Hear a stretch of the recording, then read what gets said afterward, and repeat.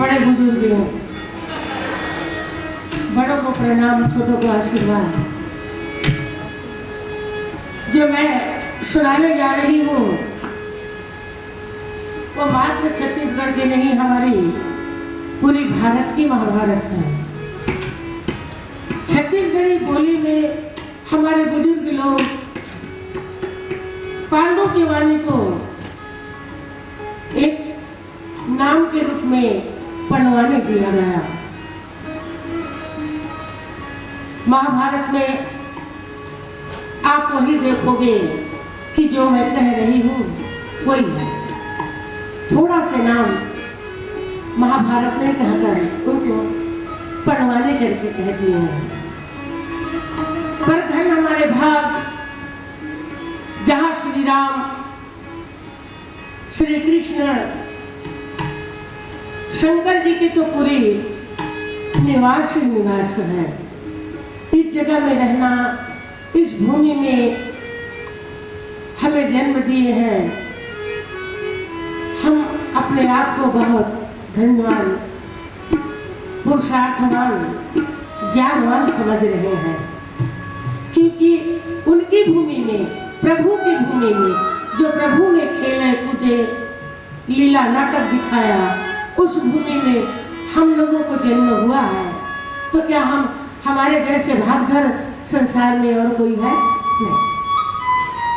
तो मैं आज आपको सुनाने जा रही हूँ द्रौपदी चीरहरण, क्योंकि ये स्टेज में और भी सुना के चली गई हूँ।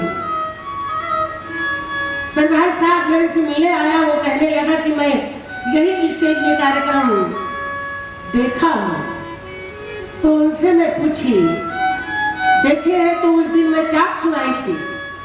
उन्हें कहा कि मुझे शुद्ध नहीं है। तो चलो हम आपको द्रौपदी चीरहरण की कहानी सुनाने जा रहे हैं। इसलिए कि कहते हैं द्रौपदी के चीरहरण हो रहा था तो श्री कृष्ण जी ने उनकी लाज बचाई। अब हमारे बीच में कई द्रौपदी की चीरहरण हो रही है, कोई कृष्ण लाज नहीं बचाते हैं।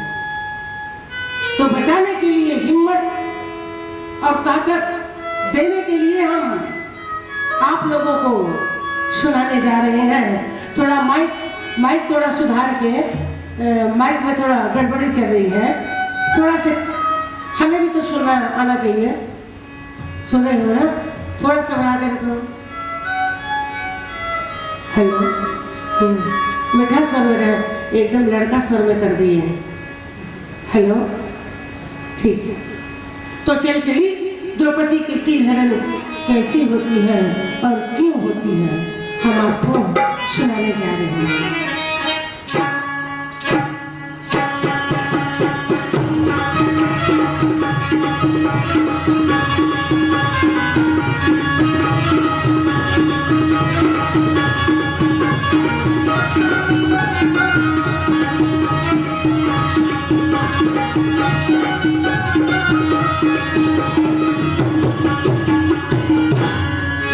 बोल गोविंदा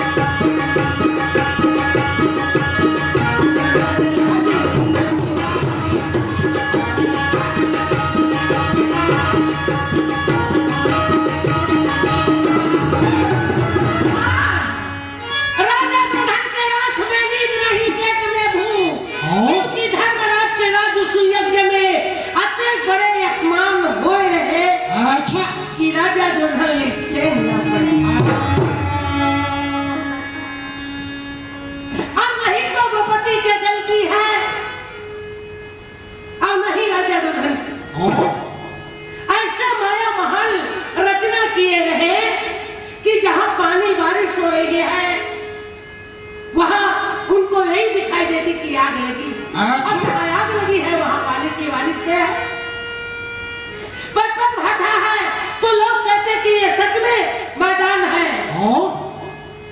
और जो मैदान दिखते थे वहाँ जला रंग पानी भरा। ये सब दशा में राजा दुर्योधन भूल तो गया बेचारा। भीमसेन उसको आगे आगे स्वागत करते चल ले जा रहे थे। और राजा दुर्योधन सोचा क्या बात है नहीं बचपना में आपको मैंने जहर के लाडू खिलाकर गंगा में फेंक दिया था। वही बदला लेने के लिए आप पानी के अंदर ले जा रहे हो। अरे तुम्हें आपकी आंख से थोड़ी देख रहा हूँ, मैं भी तो अपने पास में आंखी है। ये कहकर वो रास्ता ले छोड़कर जब दूसरे रास्ता में पार करे तो जाके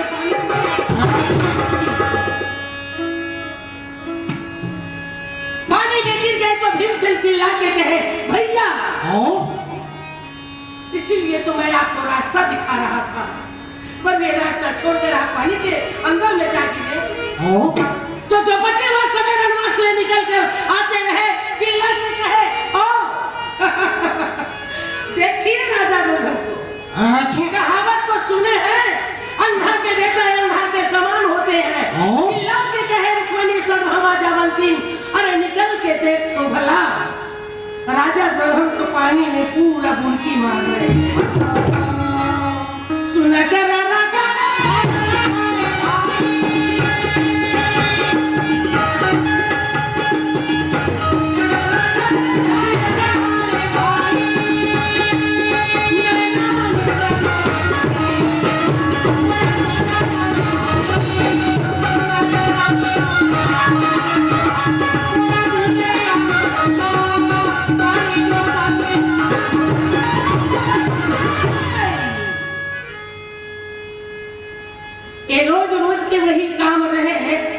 गंधारी कहे कसरी भाई जब ले धर्मराज के राजस्व यज्ञ ले राजा दुर्योधन घर लौटे हैं तब ले नहीं तो वो दरबार में दिखाई दे रहे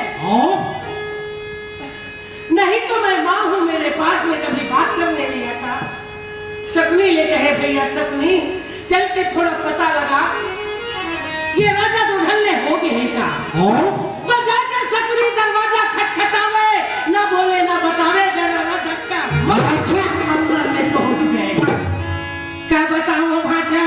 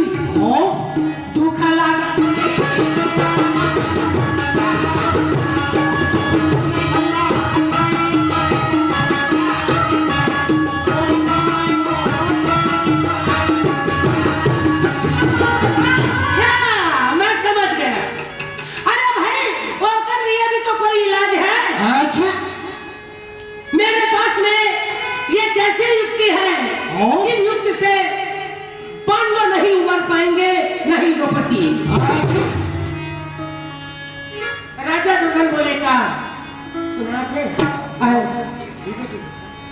क्या मैं मेरे को सुनाई नहीं दे रहा है, ऐसा लग रहा है थोड़ा गड़बड़ी हमारे से है।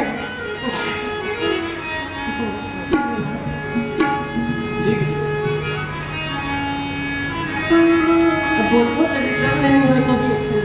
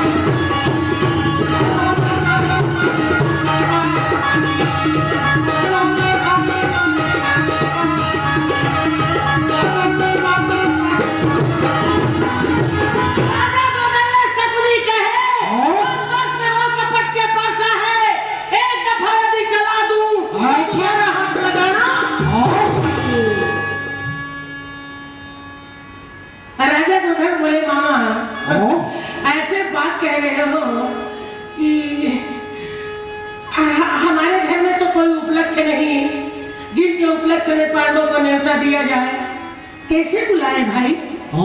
क्यों बुलाए, किस लिए बुलाया जाए? हाँ बोलो, कैसे बुलाया जाए?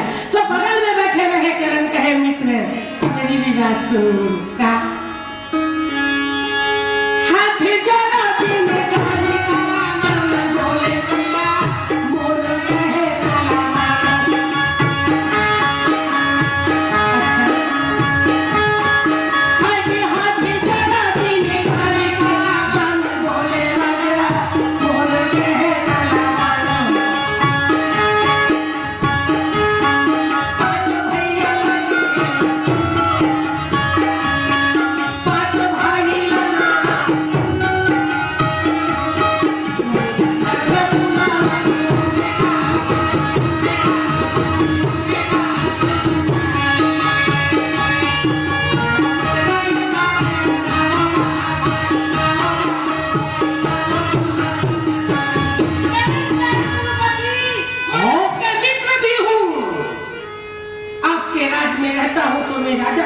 अच्छा, दीपक दिवाली के त्योहार में पांचों भाई पांडवों को बुलाना है और मौका लेकर के जुआ खिलाकर जो मामा करना चाहते हैं, धन संपत्ति माल खजाना सारी चीज लूट लूं।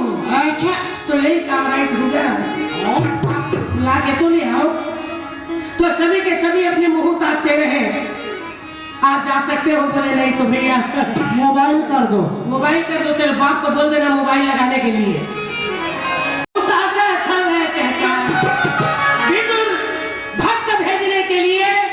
शकुनी ने फिर कहे कि विदुर को भेज दिया जाए और पांडवों को विदुर जाता है और विदुर पांडव।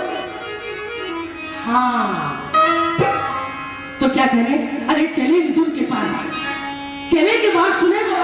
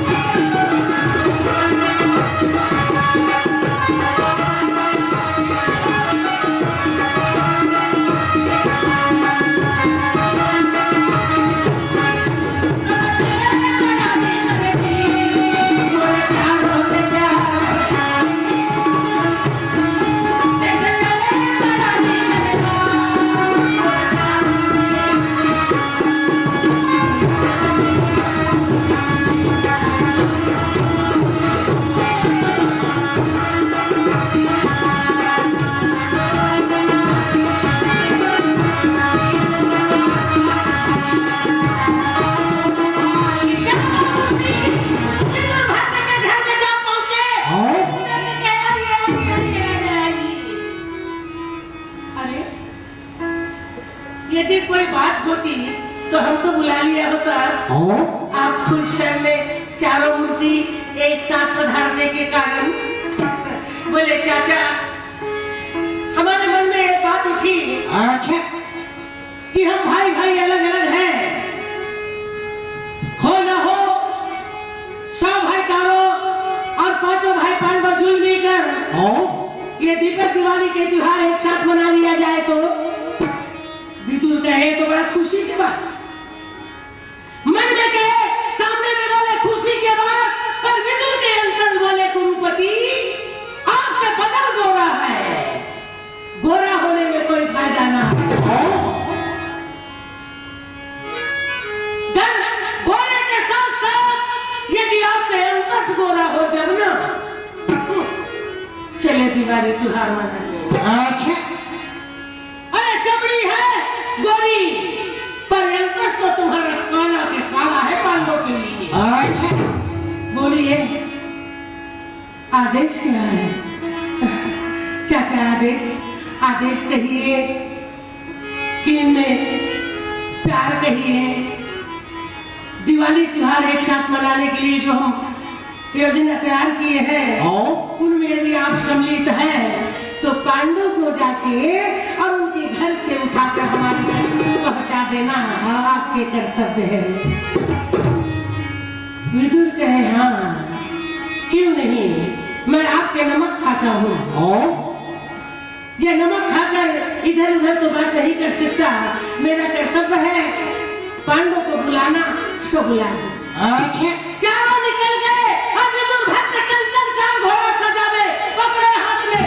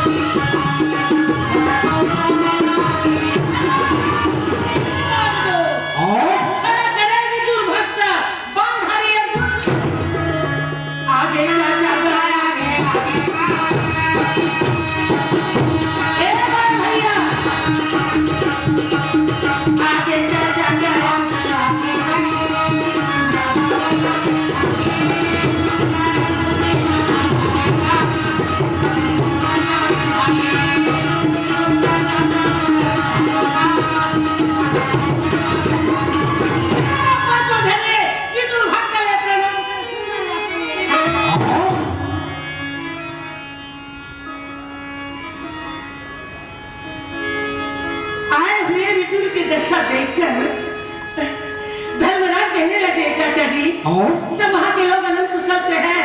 माता गंधारी, धृतराज, भीष्म पितामह, गुरु द्रोणा, सब भाई कौरव सब तो अच्छे हैं।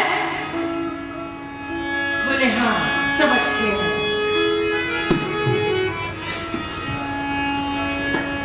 हे भगवान, एक पुत्र है जो घर के सारा हाल चाल और दुख और सुख पूछ रहे हैं। ये वो संतान है जो प्रेम के साथ बुला लेने के बाद काम अनर्थ करने जा रहे हैं। अच्छा विधाता ने कैसे कैसे लीला किया, कैसे कैसे इंसान को जन्म दिए।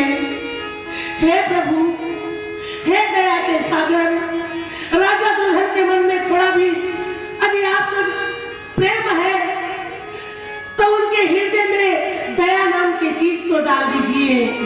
पर ये कैसे पूछ रहे हैं और वो किस रूप में मुझे भेजा गया? धर्मराज, मैं आपको पांचों भाई को न्योता देने आया हूँ। तो भीमसेन पूछे काहे की? अरे दिवाली त्योहार एक साथ मनाने के लिए उन लोगों का विचार हुआ तो मुझे भेजकर आपके पास न्योता देने भेज दिए गए। अच्छा चाचा, आप तो बोल रहे हो कि वहाँ दिवाली मनाना है, वो तो खुशी के त्योहार, और ये रोने किस तरह तुम्हारी आवाज? बोलिए चाचा, ये आवाज बदल कैसे गई? बेटा इसलिए बदल गई कि इनका स्वभाव में आप भी परिचित हो, मैं भी। प्रेम के साथ बुलाना उनका कर्तव्य होता है, पर बाद में धक्का देकर गिरा देना भी उनका कर्तव्य है। इसलिए मैं बुलाने तो आया हूँ और वो बात सोचकर थोड़ा से दुखी हो रहा है। नहीं चाचा, जब मिलजुल कर हम एक साथ राजसूय यज्ञ किए हैं तो लक्ष्मी पूजा अवश्य प्रेम से होगी। ये चाचा भतीजा के बात चलते रहे। देवी द्रौपदी अपने वनवास से निकलकर पांडवों के पास में आ पहुंचे और देखे तो विदुर भक्त बैठे हैं। द्रौपदी आंखी के इशारा में धर्मराज से पूछने लगी, अच्छा कैसे चाचा कितने समय के आए हैं, थोड़ा भी हमें खबर नहीं। धर्मराज कहे चुप, चाचा बैठे हैं। हाँ हाँ मैं जान गई, चाचा बैठे हैं। काका दरवाजा खोल, अंदर में पहुंची और विदुर से कहे, चाचा द्रौपदी की रुखा प्रणाम देखकर कहे, द्रौपदी दुख ना मनाइए बेटी, मैं तो न्योता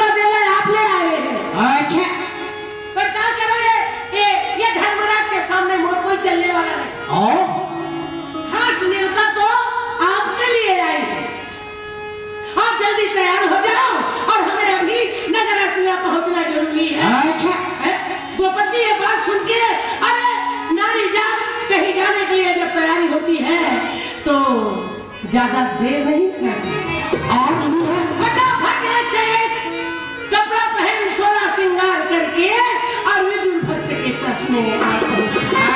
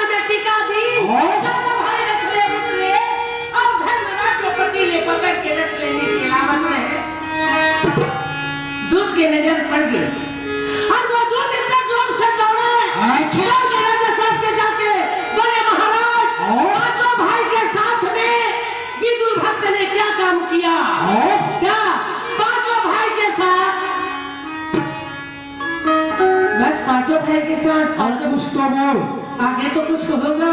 हाँ महाराज निचोड़ता है ना इसलिए मैं बता रहा हूँ। पांचों भाई के साथ में देवी द्रौपदी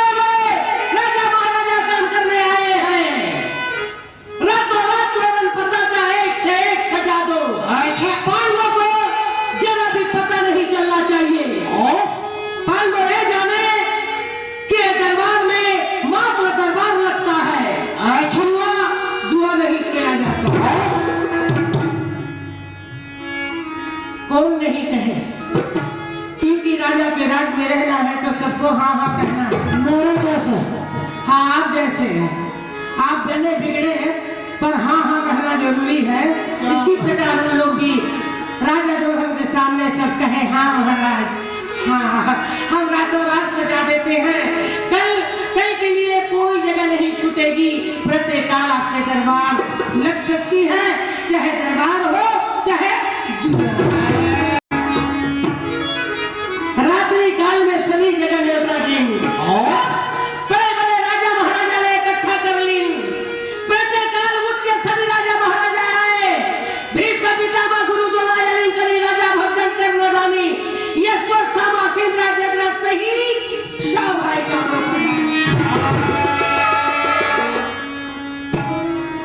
पिता धृतराष्ट्र भी पहुंचे हैं। पांचों भाई के पास में दूध भेजकर कहने लगे कि जाओ और पांडवों को दरबार में जल्द से जल्द बुला ले आओ। पहुंच के दूध धर्मराज से कहे महाराज आप देरी मत लगाइए, आपको बहुत जल्द से जल्द दरबार में बुलाए गए हैं। अच्छा, दरबार में बुलाए गए हैं। हम शाम के वक्त एक ही जगह भोजन किए, खाना खाए हैं, बैठे उठे हैं।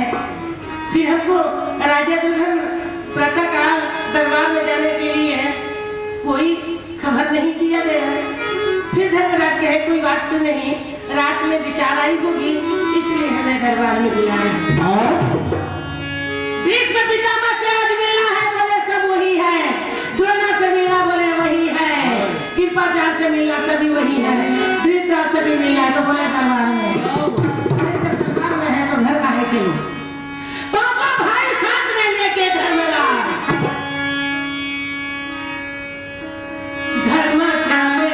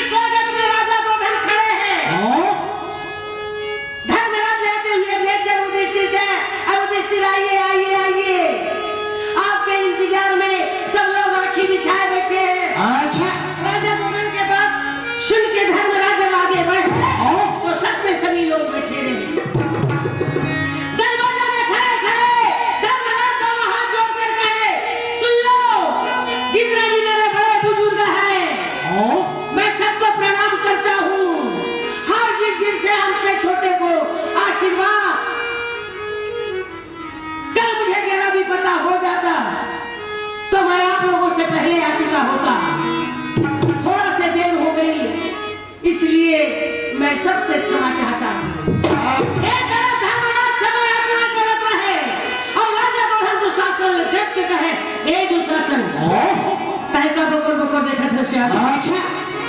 कल को समझाया गया है ना, पांडव दरबार में आए अपना काम शुरू।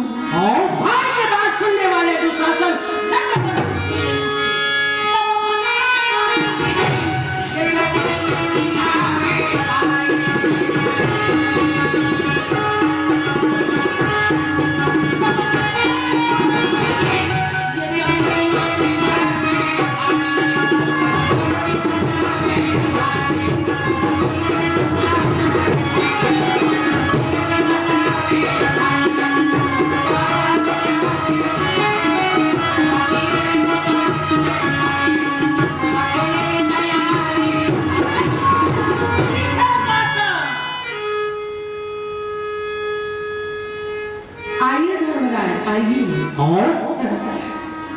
आज लक्ष्मी पूजा है ना, इसलिए हम टाइम पास के लिए चौसर बिछा दिए गए हैं। अच्छा, समय निकल जाएगी खेलते खेलते।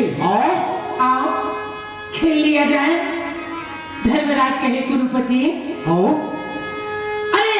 दूसरा अलग अलग राज के राजा है हम। दुख सुख बात को हल करने के अलावा, चर्चा करने के अलावा, प्रेम देने के अलावा आप पासा गए। पासा खेलना भी तो पाप है कुरुपति। राजा दोनों बोले हाँ हाँ पाप तो है। अच्छा, पर 3 दिन के लिए छुट्टी भी है। स्पेशल छुट्टी। स्पेशल छुट्टी तेरे बाप को बोल देना, लिख के भेज दिया जाए। तो धर्मराज बोले 3 दिन के लिए छुट्टी। हाँ 3 दिन के लिए छुट्टी। उदयशीर बोले कौन कौन दिन? एक तो आज लक्ष्मी पूजा के रोज, कल गोवर्धन पूजा के दिन, परसों भाई दूज के दिन। अच्छा, ओ पर भैया ये छुट्टी भगवान के घर में है। ये आप कह रहे हो कि इसमें पाप पुण्य कुछ नहीं लगता, पर मैं एक बात पूछूं, ये जुआ खेलने वाले लोग के लिए धन संपत्ति माल खजाना दौलत की जरूरत पड़ती है। राजा दुल्हन बोले बिल्कुल। तो फिर मैं तो बिल्कुल खाली आया हूँ, मेरे पास में कुछ नहीं। कोई बात नहीं, जीत लोगे तो यहाँ से ले जाना और हार जाओगे तो वहां से भेज देना। धर्मराज बोले जुआ ऐसे भी खेला जाता है? बोले नहीं, दूसरों के साथ नहीं, हम और आप एक ही तो है। जीतोगे तो ले जाना, हारोगे तो भेज देना, बस फर्क इतनी बात की है। ओ ठीक है, जब सभी तरफ छुट्टी है तो मैं कैसे नहीं खेलूं? ठीक है, खेलने के लिए तैयार हूं। तैयार के बाद सुने क्या सपनी जेब में निकाले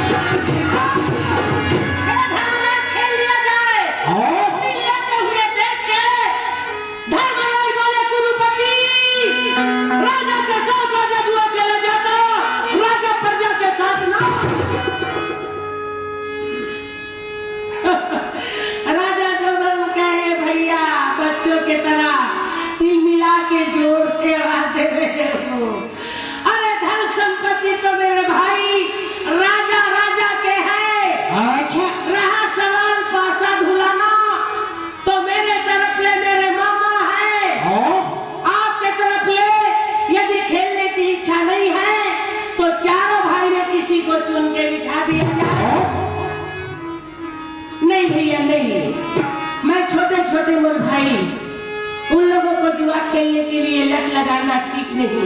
अच्छा, मामा के साथ खेलने के लिए मैं तैयार हूँ।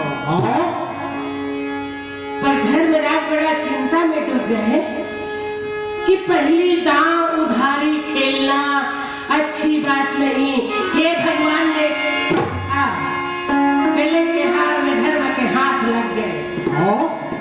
गले का हार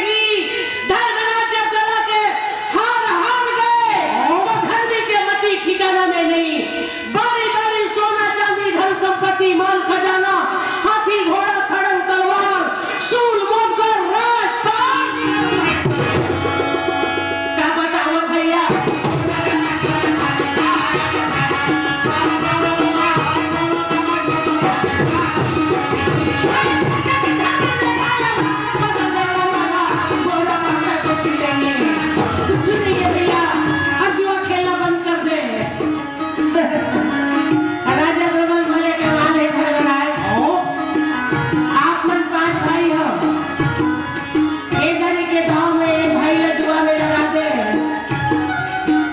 और आपके कोई जीत हो गई तो सोच लो जितने हारे हुए दौलत में वापस कर दूं। अच्छा लालच के घर खाली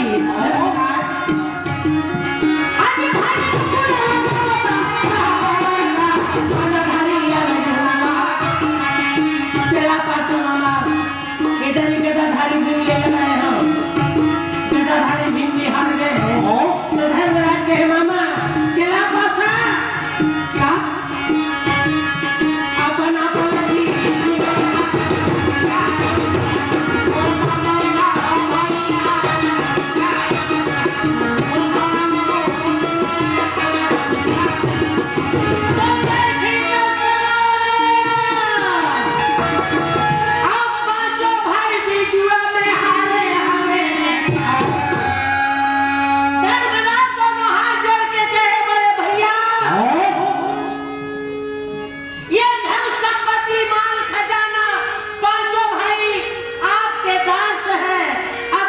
खेलना बंद कर दे।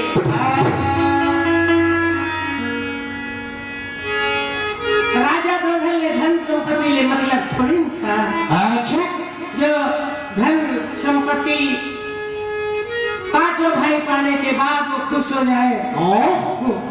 धर्मराज कहे जुआ खेलना बंद कर दे तो राजा दुर्धन कहे जितने धन संपत्ति हारे हो उनसे ज्यादा मूलधन आपके पास बाकी। धर्मराज बोले नहीं नहीं भैया नहीं, मैं जमीन में गड़े हुए दौलत को भी जुआ में खेल कर हार चुका हूं।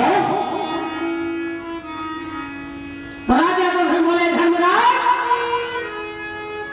आप भूल रहे हो इस वक्त के गांव में द्रौपदी ले लगा दो। अच्छा द्रौपदी के बात सुनने वाले भी उठा ललकार के बोले गुरुपति एक दफा द्रौपदी के नाम अपने जबान पे आ गए तो हो गए, यदि कोई दोबारा बोला तो आपके जीभ पकड़ के पूरा बाहर ना कर दूं तो दुनिया में फिर कहाना रुकी जा मोर भाई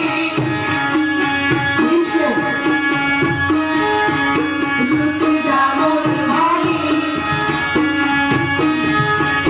जल कर दे हमारी लाए बिने मेरा बहाना हो पाएगा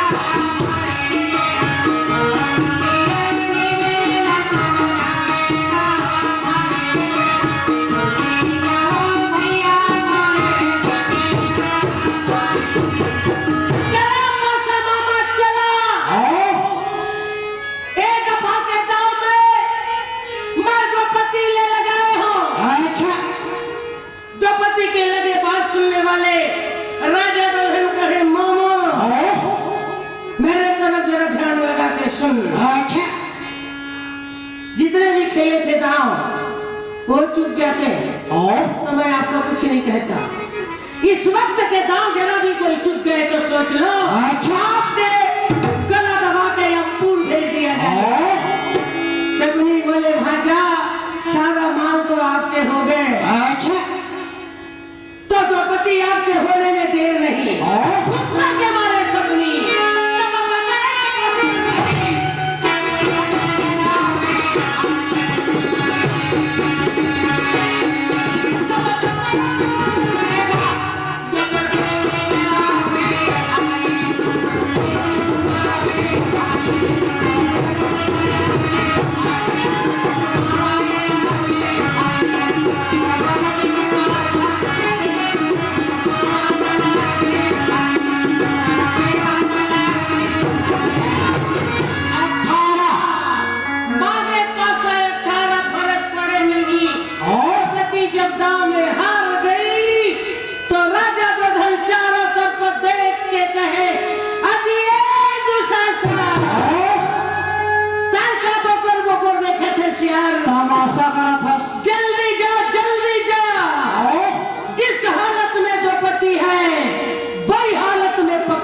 दरबार में ले आओ। अच्छा